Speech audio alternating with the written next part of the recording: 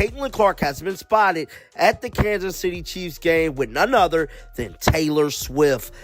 The WNBA just got hit with something it never saw coming, and it wasn't from a rival league or a ratings drop. It came from Taylor Swift. The pop icon's public support for Caitlin Clark has completely shaken the league's media narrative, leaving Commissioner Cathy Engelbert scrambling for control. Well, it looked like we got Caitlin Clark on the move tonight. This time is in Kansas City, Missouri. As the Chiefs take on the Lions, man, she was spotted in the stands with none other than Taylor Swift. What started as a harmless courtside appearance turned into a viral moment that upstaged the WNBA's carefully crafted image. Swift's presence instantly shifted the spotlight toward Clark, reigniting debates about favoritism, branding, and how much power one player really holds. Fans saw it as a cultural crossover, but inside league offices, it sparked panic. Suddenly, the story wasn't about the WNBA Finals or player activism, it was about Caitlin Clark, standing shoulder to shoulder with one of the world's biggest stars. And now, the league's leadership is racing to manage the fallout from a moment they never expected. Now, it's no secret that her and Caitlin Clark are friends. Caitlin Clark has been spotted numerous of times with them. But one thing I will say all of this is that Caitlin Clark was honored at the Indiana Colts game, and she caught a little flack for not wearing the Indianapolis Colts jersey. It was supposed to be just another NFL game. Cameras flashing, celebrities in the stands, and Taylor Swift supporting her boyfriend, Travis Kelce. But when Caitlin Clark showed up alongside Swift, everything changed. The image of the two women, one the biggest pop star on earth, and the other, the face of women's basketball, instantly dominated social media. This is the clip that has went viral online. Let's roll it. Rockstar, right? Caitlin Clark's back there, life of Hooper too, Caitlin Clark. Within minutes, hashtags like #Taylor and Caitlin and #Swift Clark connection began trending across platforms. Sports pages, gossip blogs, and even entertainment networks couldn't stop talking about it. Clips of Clark laughing with Swift spread like wildfire, drawing millions of views before the first quarter even ended. It was the kind of viral attention every league dreams of. But for the WNBA, it quickly turned into a nightmare. Caitlin Clark is definitely up there with her. If we're talking star power, talking fans going crazy about her, I believe her and Caitlin Clark are mighty good friends. They probably text on a daily. But whatever the case may be, I found this to be very profound that Caitlin Clark is there. Not only just there with Taylor Swift, she's there with the Kelce family, it looked like. And they all chopping it up, man. So inside the league office, panic reportedly spread fast. Cathy Engelbert, the commissioner who had spent months trying to control the WNBA's narrative and tone down the league's growing controversies, suddenly found herself losing grip. For months, the league had pushed a message of team unity and collective spotlight, insisting that no player, not even Caitlin Clark, was bigger than the WNBA itself. Yet, in a single evening, that illusion shattered. The sight of Clark sitting next to Taylor Swift became more powerful than any press conference or sponsorship campaign the league had ever produced. you just don't see stuff like this every day. Not in the NBA, college, nowhere. Men or women basketball, bro. What she's been able to do has been sensational. It wasn't just a celebrity moment. It was a cultural collision that exposed how massive Clark's influence really was. Fans immediately drew comparisons between how the NFL embraces stardom and how the WNBA often downplays it. Memes flooded timelines, showing Engelbert watching from her office, paired with captions mocking the league's attempts to control Clark's exposure. It was harsh, but it reflected the growing frustration among fans who felt the WNBA had failed to capitalize on Clark's popularity. One viral comment summed it up perfectly. The NFL celebrates Taylor, the WNBA hides Caitlin. That sentiment hit hard, and it wasn't coming from haters. It came from loyal fans who wanted the league to thrive. Meanwhile, Clark herself appeared unfazed. She smiled for photos, chatted with fans, and acted exactly how you'd expect from someone comfortable in her own skin. To her, it was just another night out. But to the WNBA's front office, it represented something much bigger, a loss of control over the narrative they'd worked so hard to shape. The moment highlighted what many had been saying all season. Caitlin Clark wasn't just a player. She was a movement, and with Taylor Swift by her side. That movement had gone global as the internet continued to explode with reactions.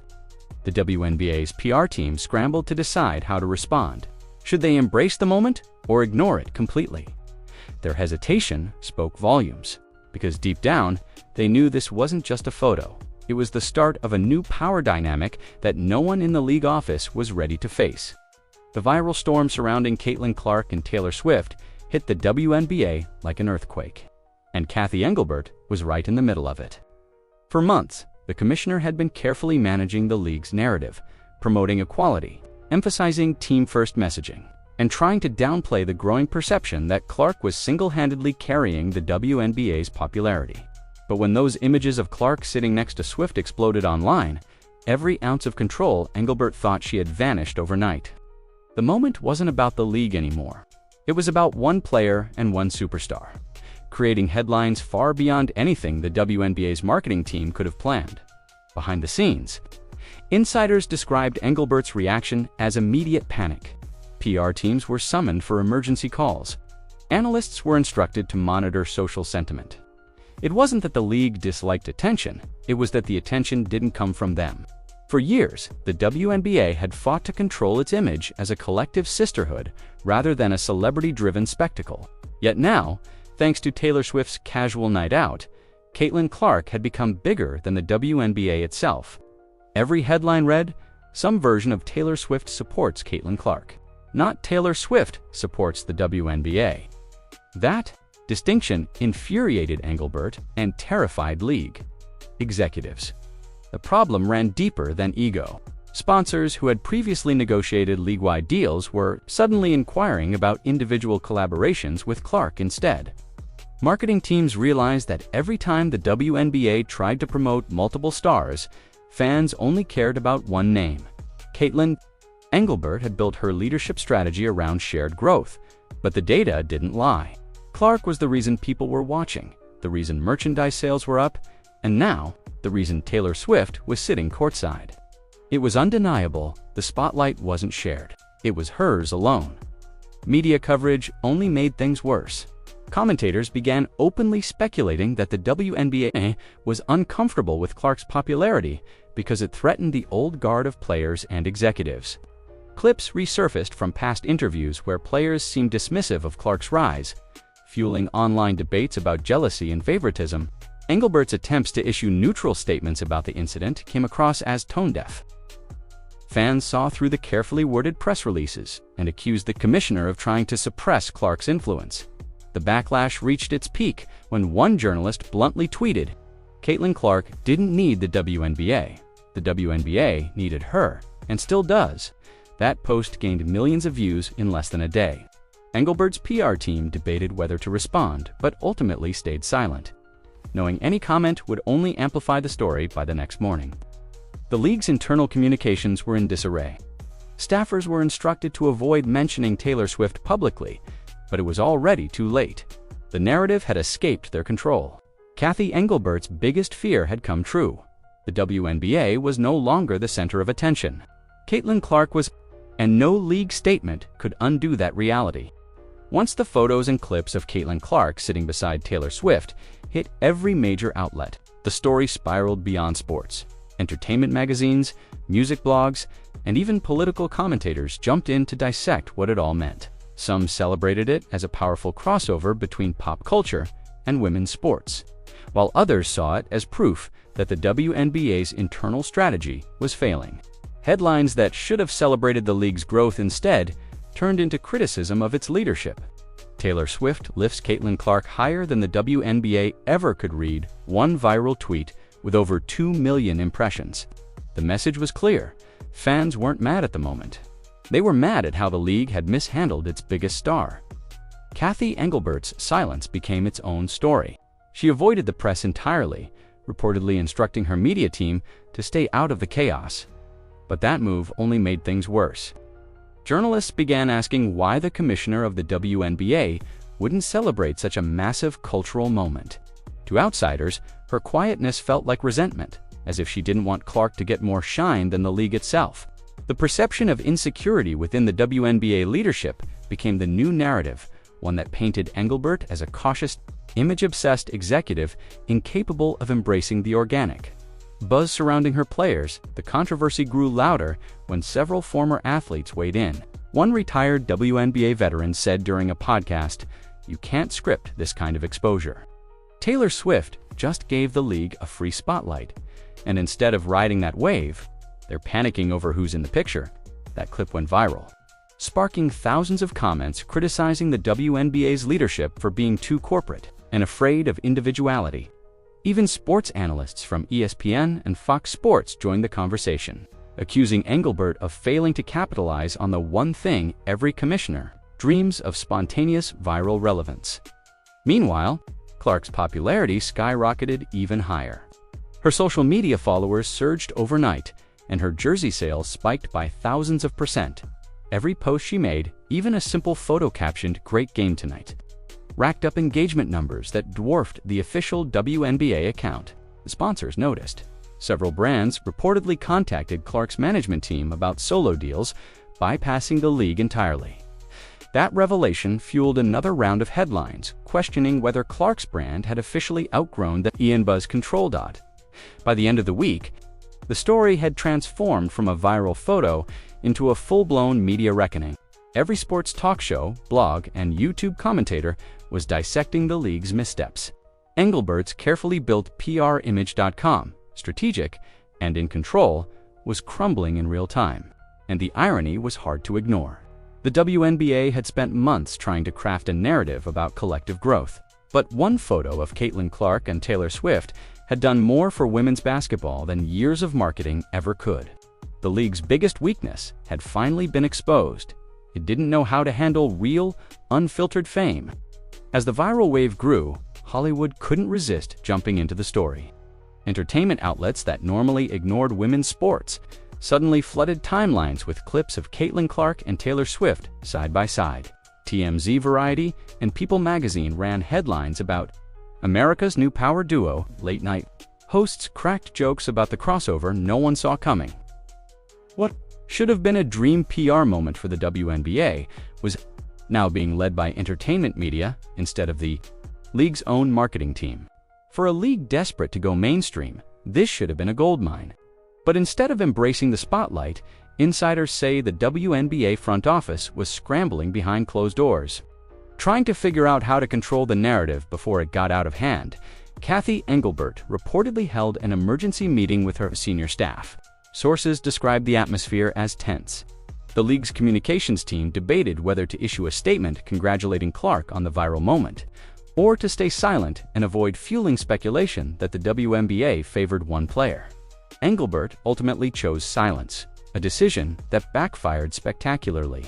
Within hours, journalists began pointing out the irony. Taylor Swift had celebrated Caitlin Clark more publicly than the WNBA itself.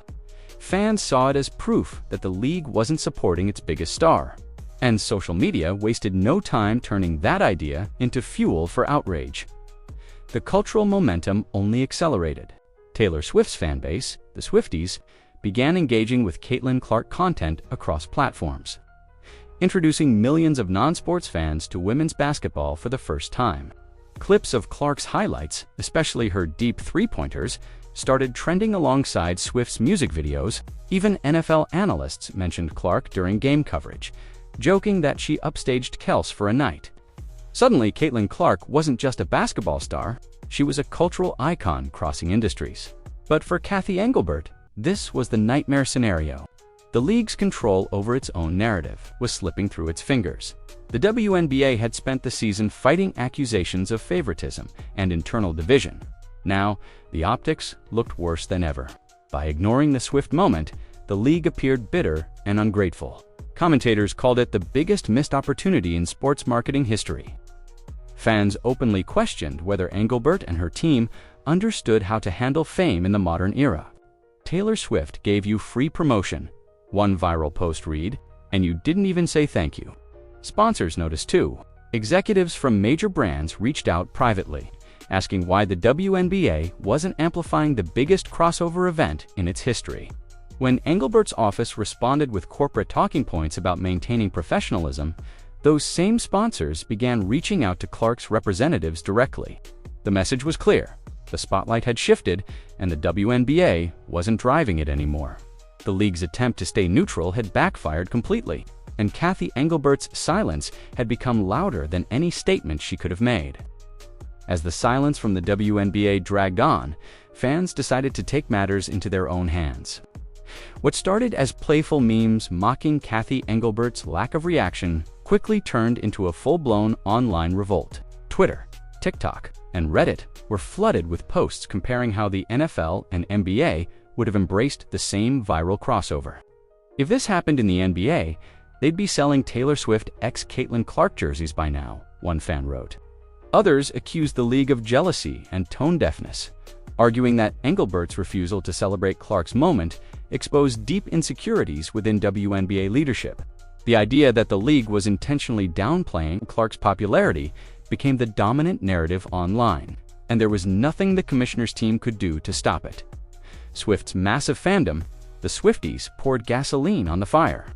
They began defending Caitlin Clark relentlessly, posting clips of her highlights and tagging the WNBA's official accounts, demanding recognition.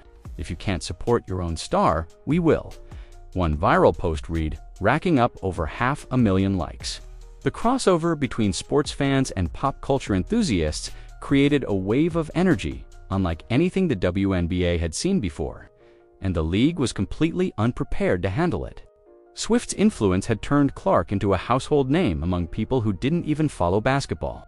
Suddenly, every media outlet wanted a piece of the story. But instead of controlling the narrative, the WNBA looked like it was trying to suppress it. Things escalated further when prominent voices in sports media joined the criticism. ESPN commentators questioned why the league wasn't leveraging this moment to grow the brand. While independent analysts accused Engelbert of being out of touch with modern fandom, some went as far as calling for her resignation, claiming that she had mishandled one of the greatest marketing opportunities in women's sports history. The phrase "Cathy's panic" began trending on social media, symbolizing what many saw as her inability to embrace the league's biggest cultural breakthrough. Meanwhile, players themselves were divided. Some defended the commissioner, arguing that the focus should remain on basketball, not celebrity attention. Others quietly liked or reposted fan tweets supporting Clark, signaling where their true loyalty lay. The tension created a subtle rift between players who embraced the spotlight and those who feared it would overshadow the league's message of equality. Engelbert's office noticed the division but had no plan to fix it. They were still busy trying to contain the PR disaster by the end of the week. The WNBA's comment sections were chaos. Fans demanded statements, sponsors hinted at frustration, and journalists mocked the league's silence. What should have been a unifying, history-making moment had become a battleground of ego, insecurity, and missed opportunity. For Cathy Engelbert, it was no longer about one viral photo. It was about losing the trust of the fans who once believed she could lead the WNBA into a new era. As the online chaos grew, the attention surrounding Caitlin Clark and Taylor Swift started attracting not just fans, but major corporate players. Brands that had partnered with the WNBA for years began quietly reaching out to Clark's management team directly, bypassing the league entirely. Nike, Gatorade, and even Apple Music reportedly showed interest in collaborative projects that positioned Clark as the face of female athletic stardom. What had started as a viral photo was now turning into a business shift, one that threatened to leave Cathy Engelbert and the WNBA behind. For sponsors, it wasn't about loyalty, it was about visibility. And Clark, thanks to her connection with Taylor Swift, was the most visible athlete on the planet. Meanwhile, more celebrities began jumping into the conversation. Sports stars like Patrick Mahomes and Serena Williams commented on how monumental the moment was for women's sports. Even Travis Kelce mentioned it on his podcast, calling the crossover unreal and saying it showed how powerful women in sports are right now. Every celebrity endorsement amplified Caitlin Clark's reach, but it also deepened the WNBA's public relations nightmare. The league was now being portrayed as jealous and outdated, the one organization that couldn't celebrate its own success. Inside WNBA headquarters, Engelbert's advisors knew the situation was slipping from their control. According to reports, executives warned her that ignoring the cultural moment could alienate sponsors and players alike. But Engelbert allegedly believed engaging publicly would look like favoritism toward Clark. That hesitation only made things worse. The league's silence contrasted sharply with the growing chorus of support from Hollywood, sports icons, and everyday fans. The longer Engelbert waited, the more it looked like she was trying to contain Caitlyn's influence rather than celebrate it. Sponsors began making subtle but noticeable moves. Some started promoting Clark in independent ad campaigns that made no mention of the WNBA logo. Others restructured existing deals, funneling more marketing dollars toward her personal brand. Financial analysts noted a shift in ad spending trends, a sign that companies were beginning to see Caitlin Clark as her own franchise. Even casual viewers could sense it. When Taylor Swift reposted a highlight clip of Clark with the caption "Legend," it became one of the most viewed sports posts of the year. That single post had more engagement than the WNBA's official account had achieved all season. The ripple effects were undeniable. Sponsors that once aligned themselves with the league's collective message were now focusing on individual star power.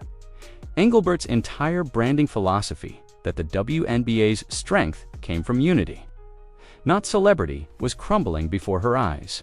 Each missed opportunity became another example of failed leadership. What the WNBA saw as a risk, the world saw as a revolution. And for the first time, the power didn't belong to the league or its commissioner. It belonged entirely to Caitlin Clark, and the world was watching her rewrite the rules in real time. By now, the WNBA's silence had done more damage than any statement ever could. The story had evolved far beyond a celebrity sighting. It became a symbol of how disconnected the league's leadership was from the modern sports landscape. Every platform, from ESPN panels to fan podcasts, began repeating the same theme. The WNBA doesn't know how to handle fame. Cathy Engelbert's cautious leadership style, once praised for being steady, was now being called weak and outdated. Every time she avoided addressing the Swift-Clark moment, the internet filled the silence with its own narrative. And that narrative was ruthless. Fans were convinced the commissioner was threatened by her own star player. Media coverage began framing the story as player versus league, a rivalry Engelbert never intended but couldn't escape. Headlines like "Caitlin Clark outsells the WNBA" and "Taylor Swift shines." More than the commissioner dominated trending pages. Influencers and YouTubers who had never talked about women's basketball suddenly joined the debate, turning it into a pop culture flashpoint. For the first time, the WNBA wasn't setting the story. The internet was. And once social media decides who the villain is, there's no going back. Players were caught in the middle. Some felt uncomfortable choosing sides, while others privately admitted that Engelbert's slow response had embarrassed them. "It feels like we're fighting our own league for relevance," one anonymous player told a reporter. That quote went viral and perfectly captured the growing frustration inside locker rooms. Coaches and staff members echoed the same sentiment. They wanted Engelbert to seize the moment, to ride the wave, not retreat from it. But her hesitation made it clear that control mattered more than connection. The situation reached a breaking point when a viral TikTok compared Caitlin Clark's cultural reach to the WNBA's entire media presence. The numbers were staggering. Clark's name generated 10 times more online engagement than the league itself. That realization sent shockwaves through sports business circles. The narrative had flipped completely. Caitlin Clark wasn't benefiting from the WNBA. The WNBA was benefiting from her. And once fans started viewing it that way, the league's credibility began to erode. Sponsors noticed the shift too. A few quietly reduced their league commitments, focusing instead on direct partnerships with individual athletes. Commentators described it as a soft power rebellion, where fans and brands collectively decided who the real face of women's basketball was. Every tweet, meme, and post about Taylor Swift's friendship with Caitlin Clark reinforced that the WNBA wasn't leading this moment, it was chasing it. Cathy Engelbert had built her reputation on discipline and order, but this time, order failed her. The league she once controlled with press statements and boardroom meetings was now being run by public perception. No marketing team, no PR spin, and no league memo could stop it. The WNBA had officially lost control of its own story, and the world was now writing it for them. As the dust began to settle, One thing became painfully clear. Caitlin Clark had reached a level of fame no WNBA player in history had ever touched. Her connection with Taylor Swift had catapulted her beyond the boundaries of sports, turning her into a global cultural figure. What the league saw as a distraction became the very thing that transformed Clark into a movement. Every highlight reel, interview, and social media post she shared drew millions of views. She was no longer just an athlete. She was a brand, a symbol of modern women's sports, confident, relatable, and unfiltered. The public wasn't waiting for the WNBA to promote her anymore, they were doing it themselves. Meanwhile, Cathy Engelbert and the WNBA's leadership watched helplessly as Clark's influence redefined their entire ecosystem. The league had spent years trying to manufacture relevance through carefully scripted marketing campaigns. But Clark did it organically. She didn't need media consultants, orchestrated endorsements, or PR framing.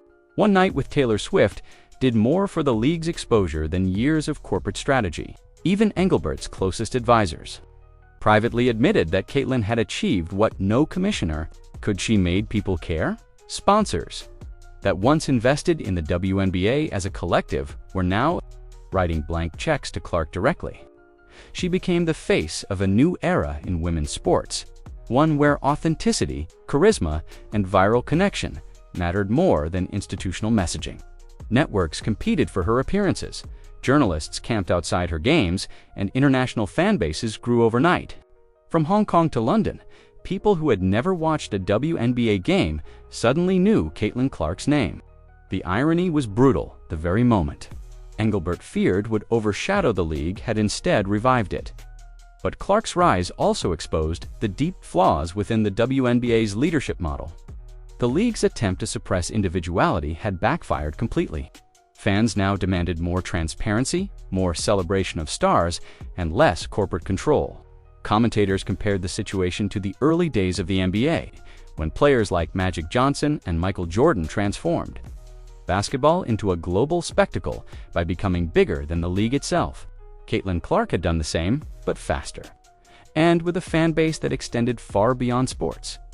In the end, the WNBA had a choice to make: evolve or get left behind. Cathy Engelbert could either adapt to this new era of celebrity-driven growth or risk watching the league fade into irrelevance, while its brightest stars soared without them. One thing was undeniable: Caitlin Clark's connection with Taylor Swift wasn't a coincidence. It was a turning point. The moment she stepped into that stadium, the balance of power shifted forever. The WNBA no longer defined her success, she defined theirs. And from that night forward, the league's future would depend entirely on how willing it was to follow her lead. The WNBA's struggle to contain Caitlin Clark's meteoric rise revealed more than just a PR blunder. It exposed the growing divide between old leadership and a new generation of athletes who command their own spotlight. Cathy Engelbert's hesitation to embrace Clark's crossover moment with Taylor Swift became a defining symbol of that clash.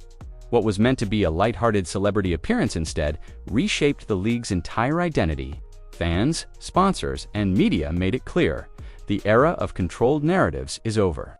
Caitlin Clark represents something the WNBA can no longer ignore: authenticity, influence, and unstoppable cultural momentum. Whether the league chooses to evolve or cling to the past will determine its survival. One viral night proved what Engelbert feared most. Caitlin Clark isn't just a player in the WNBA story, she's the author of its next chapter.